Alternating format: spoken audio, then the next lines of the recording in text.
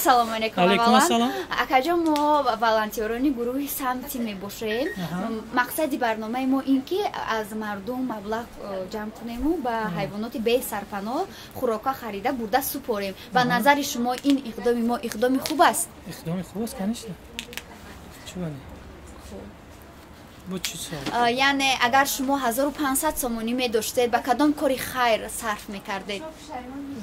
Гапи хайри шумо да камтар хисама хуш мекардам. Хисатам хуш мекардед. Яъне акаҷон шумо ҳайвонро дӯст медоред? Конечно, дӯст медорам. Чува дӯст намедорам? Дар хонатон ҳайвон доред? Чи кадом ҳайвон? Ай паррандо, мор, ай чизо гов, гӯспан. Ҳамақа чиз. Сагу гурба чи? Не, саг. Надоред сагу гурба. Гурба хонада ҳамақара мисира. Хоб, акаҷон, агар мо ҳозир аз шумо хоҳем ки саҳмгузори ҳамин барномаи мо шавед, шумо ба мо яъне пул медиҳед? Ҳозир дошта бошам метиҳем. Хоб, чанд сомон? Акад бинам. Хоб, метавонед ҳозир ба мо ягон сомони маблағ аз дилатон чанд қадаре ки барояд? Проблема нест. Майли, хоб, интизоре. Пулате букшем.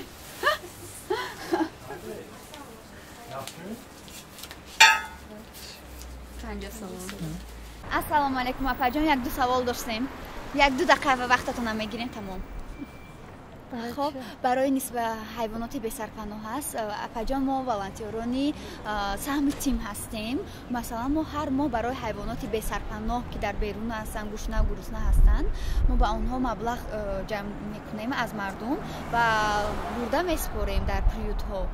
به نظر شما این اقدام خوب است؟ نمیدونم. یعنی کمک ما به حیوانات بسرپناه مقصد قطعی کوچه گشتن بیاده وای خیلی کمک به همه چی خوب به آدم باشه خوب به حیوان باشه گیجای باشه سرپناه باشه بهتره.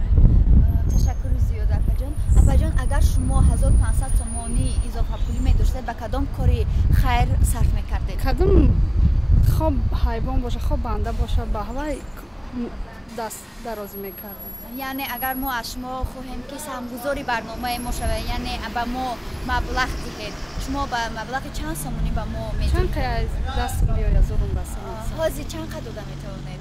مثلا آدما به ما 5 سامان 10 سامان مبلغ از ته دیلشون برآورده میدن. چانس میگه اگر همین مقصد کسان باشه هوا چی میگه؟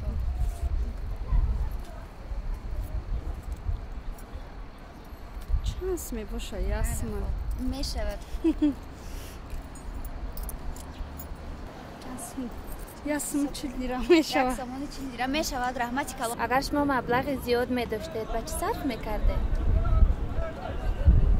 مبلغ به مقدار 1500 سامانی.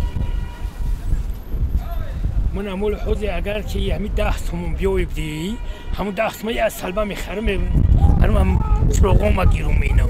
یعنی مصرف برق میکردید. حاضر دنمی موندم این مال چراغم مونده.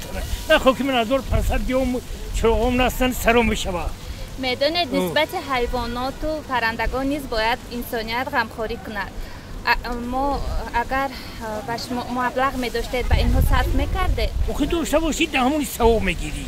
به مقدار چند سامان صرف می‌کردید؟ هم چندی که باشم می‌برم یک کام کوشش همون جون دور می‌خرش. ما برای همین حیوانات به سربان مانده پول جمع کرده ایستاده.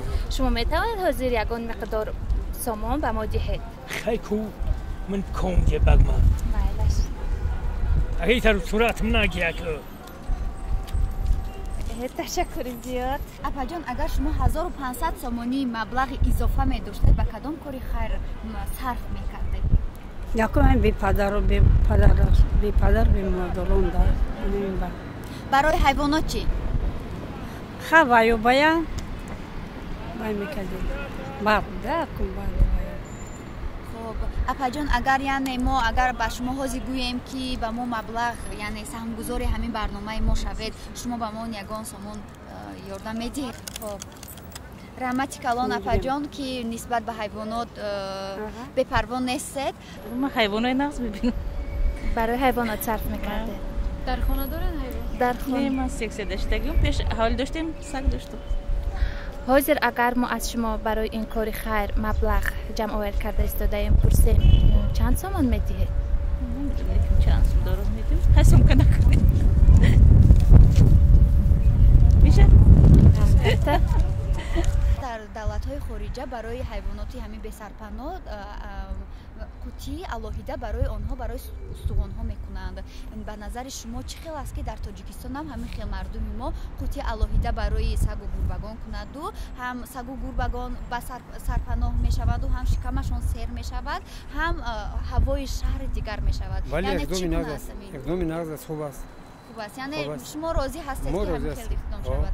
خب اکجا ما از آدمان چه خیلی که گفتیم به مبلغ 5 سوم 10 سوم چی که از دلشون براید جمع کرده ایستادیم. شما حاضر به ما چه قدر داده میتونید؟ یعنی سهم گذاری ما چه شده میتوانید؟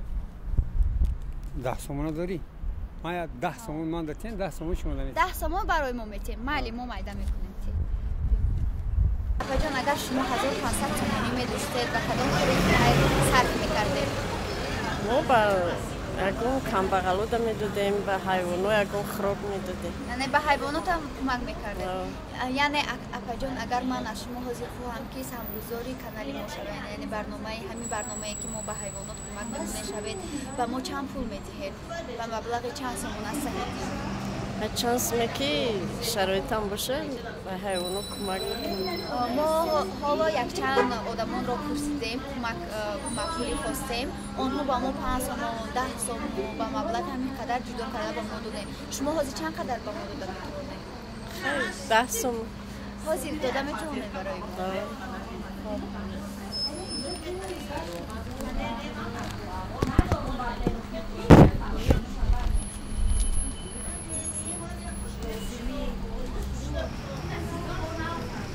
ما هر ماه برای حیوانات به سرپناه مبلغ جمع گذاری میکنیم و رفته و آنها خوراک خریده بوده میسپاریم. به نظر شما این اقدام خوب است؟ اقدام خوب است. با حیوانات میبری خوراک میتی اقدام خوب نیست. از این خوبترین با چیز میشود. هیچ چیز نیست در دنیا. همه قد خوبی میشود. اکا جان اگر شما 1500 تومانی مبلغ اضافه می داشتید با کدام کاری خیر صرف میکردید؟ ما با کاری خیری که یک کس اگر بیمار می بود در بیمارخانه میرفتم با وی مدد میکردم که وی شفا بیای بیمارخانه و جواب چه خانه به نزد فرزنداش رود. اکا جان برای حیوانات چی؟ برای حیوانات اگر مبلغ زیادی باشه بابایا هم یارده میتیم. یعنی اگر ما حاضر از شما پرسیم که برای همین برنامه‌ای که ما سهمگذار هستیم شما هم سهمگذار باشید و ما چند سوم میدیم؟ اگر ما حاضر اگر عروبا نکشم یک کاری مسئولیت بلندتر داشته باشم که ما با شما 2000 تومانی میتیم. لیکن ما عروبا میکشم فقط. اکا جان ما از رهگذران این میپرسیم که همین برای کمک کردن آنها با ما 5 سوم 10 سوم میاری میرسونه. شما چند سوم داده میتونید؟ ما نمی حاضر 8 سوم کار کردگیم. 1 سوم میشود. این 7 سوم کار کردم ما خواهم. اینا میشود. سحر تا بگه.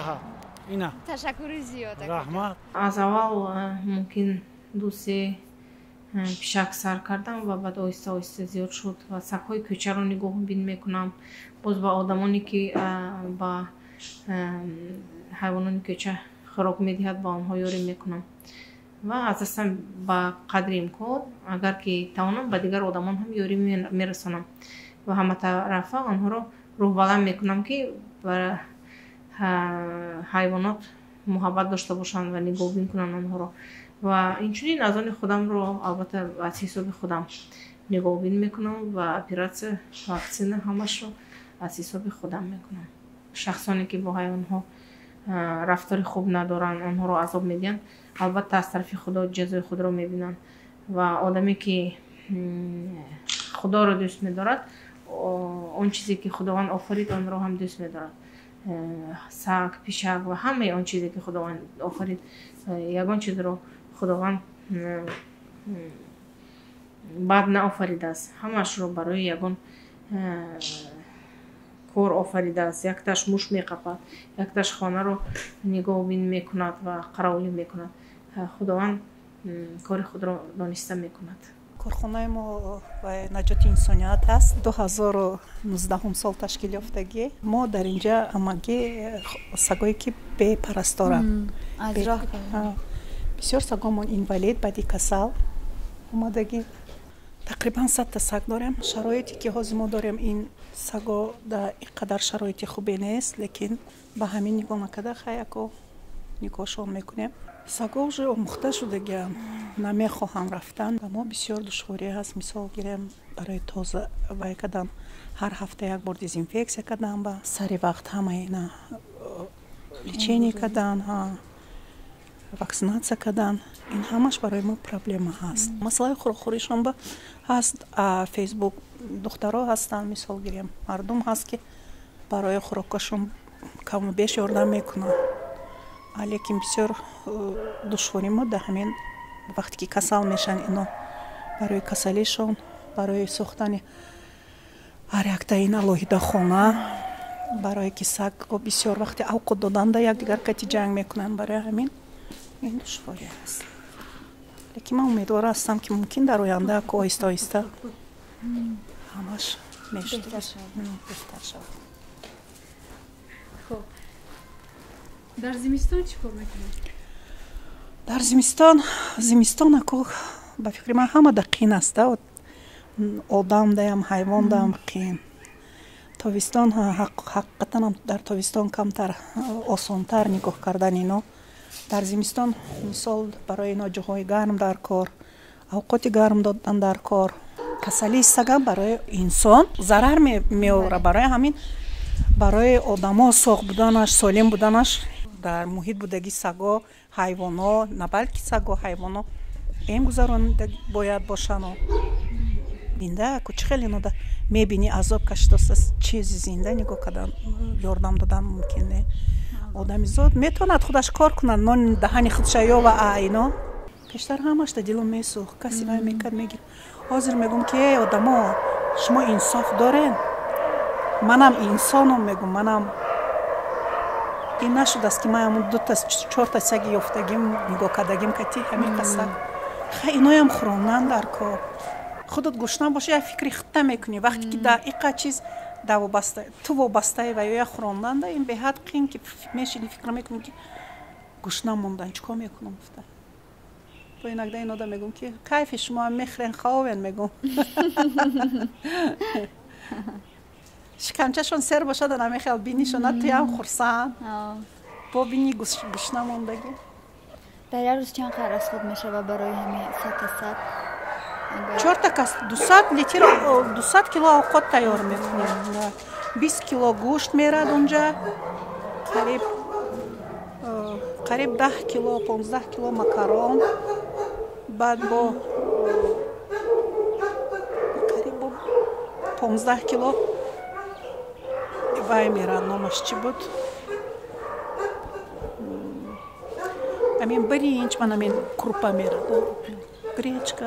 Дар як рӯзаши? Як рӯзашта мерад.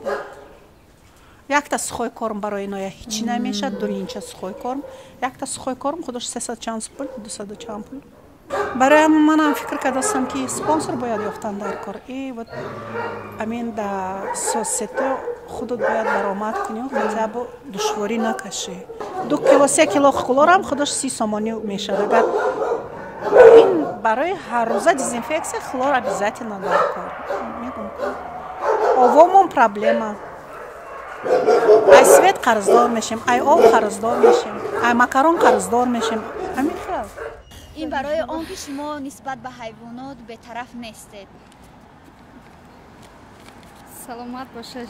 Раҳмат. Амин ман қабул кардам. Не, апаҷон ин барои шумо, ин барои он ки шумо бетараф нестед ва шумо метавонед ба худатон пеш гап мунда.